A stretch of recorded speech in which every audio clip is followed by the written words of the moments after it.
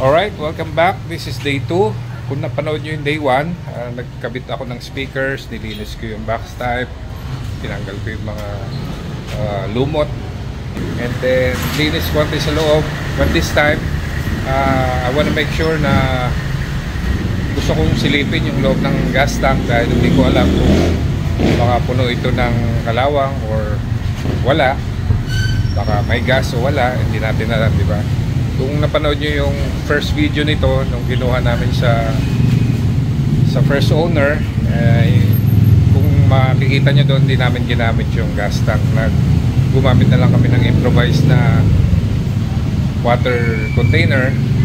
Lagyan namin ng gasolina and then nilagay na lang namin sa engine bay as kumbaga yun ang temporary gas tank nya, dahil nga ayaw namin i-risk na mahigop kung ano man yung nasa loob ng gas tank nito. Baka kasi lalong mapariwara yung karburador pagka-para-para dahil sa hindi natin alam, baka puro kalawang kasi ito eh. Kaya sisilipin ko yung gas tank.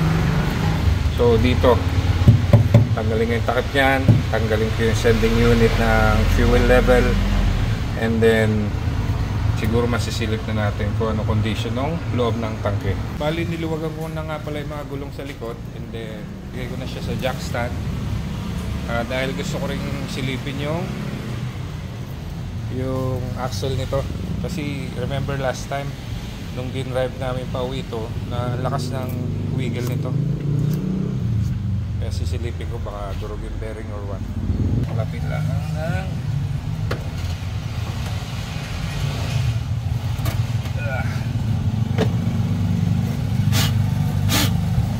make sure malinis bago natin buksan para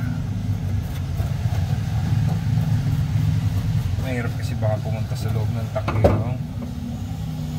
Wala na tong battery. Yan natin.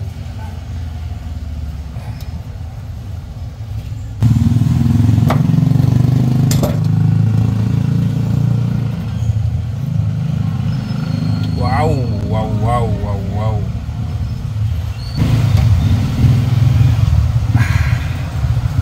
Halian na itsura nung fuel float tsaka sending unit. May gulay. Wala na, ayun na bumalo. So this is garbage. Tingnan naman natin yung laman ng tangke. Kinakabahan ako ah. Uy, medyo maitim.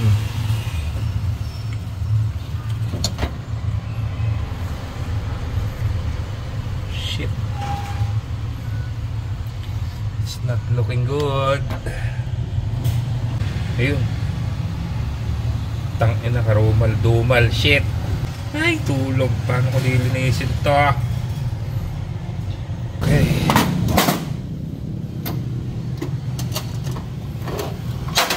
Yan. Ang lalaki ng tornilyo nito. Ayun.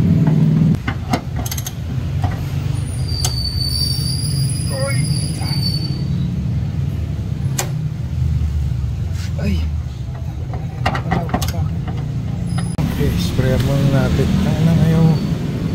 May gumalaw.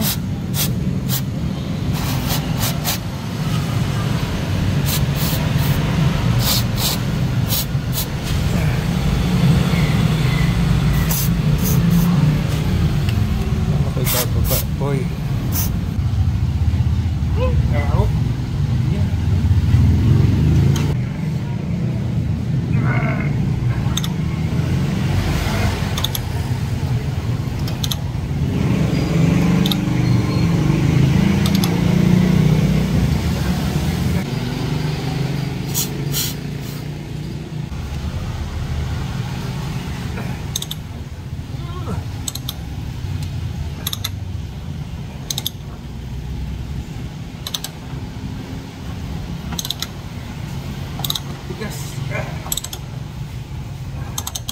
Alright, nakuha sa tiyaga.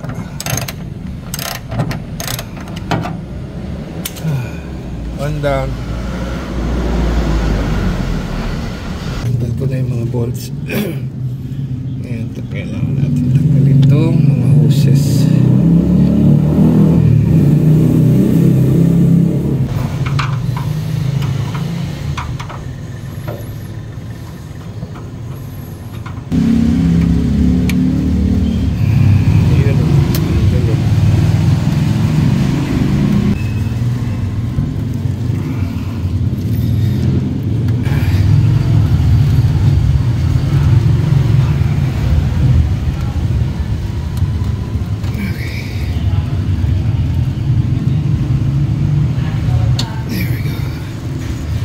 I guess this is the return line. Ito lang natin siya iwain. Total, papalitan ko naman tong hose na to. Huli ko na lang.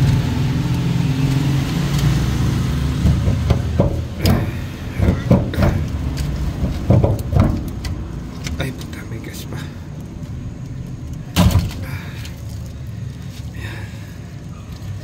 Right.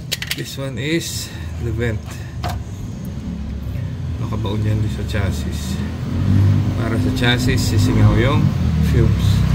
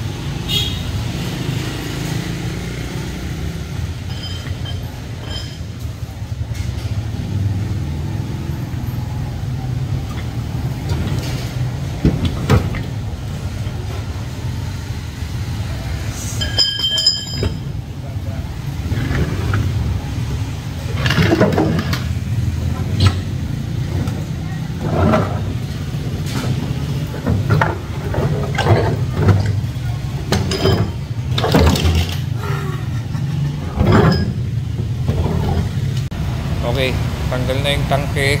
Ngayon, may mga ito hindi na nakakabit sa body, corroded na. Tapos ito walang tornilyo. Pero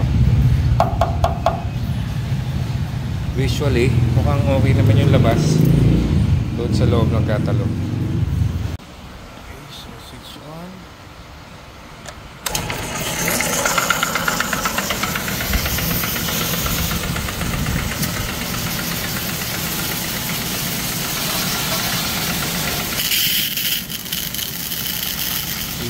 Pressure washer ko.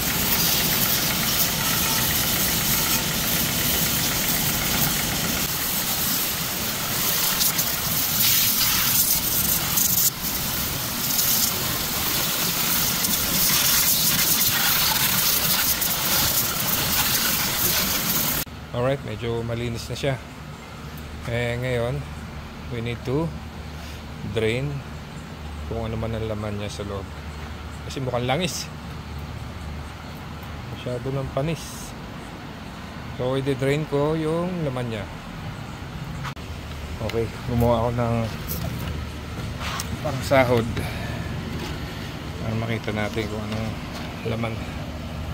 Ayun siya.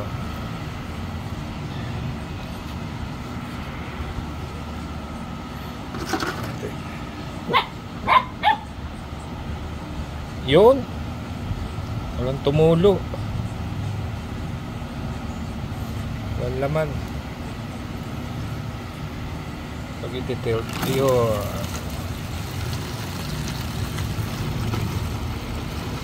Okay.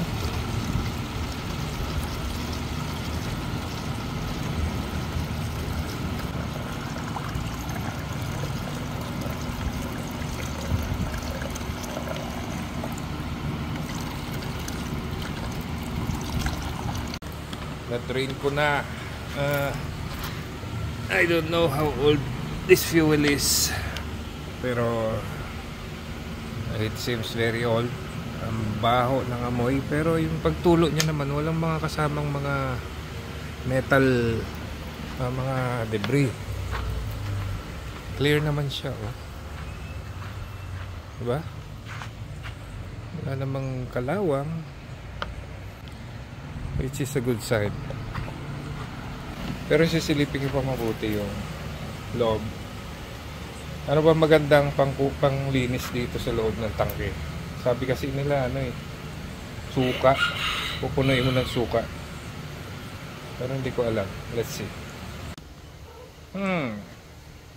Mukhang pwede subukan. Tara, bili tayo suka. Alright, ayan, nakabili na ako ng suka. Ang dami niya, no? Oh, Silver Swan, baka naman, ha? Subukan ko lang. Ang dami ko nakikita sa YouTube na especially from other countries na ginagawa nila yung pagbabad sa suka nung gas tank, and then iwanan nila ng ilang araw. Pagtingin nila, medyo nabawasan naman yung kalawang. So it's worth a try. Kung hindi gumana, ibang method naman, di ba? Pag hindi gumana, di i-recycle natin, gamitin natin ang sausawan. Okay, let's do this. New outfit, same day, same hour. Nabuhusan lang ako ng gasolina sa mata pa. Ayan, umulaw. Tinaas ko kasi yung tangke, kala ko wala ng laman. Tumulo. But anyways, let's do this. Ito ang mga suka ng ating Pag-asa. Tandaan nyo, ha, kung ano itsura. Ayan, o. Yun. Okay.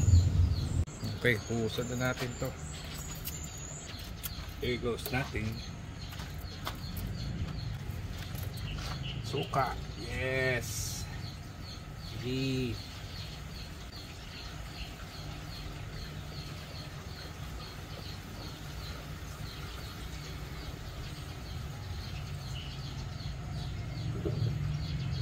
So hindi po sponsored ng Silver Swan ang video kong ito. Para for your information lamang.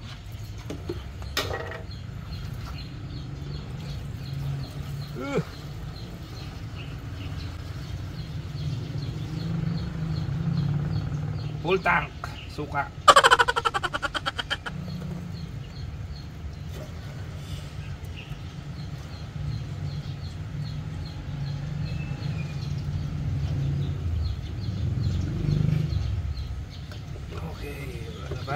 Sagad na. Okay, nalagyan na siya. Ayun, yung kinalagyan niya.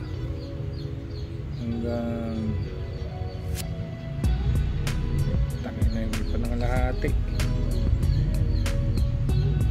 Okay, so now we wait.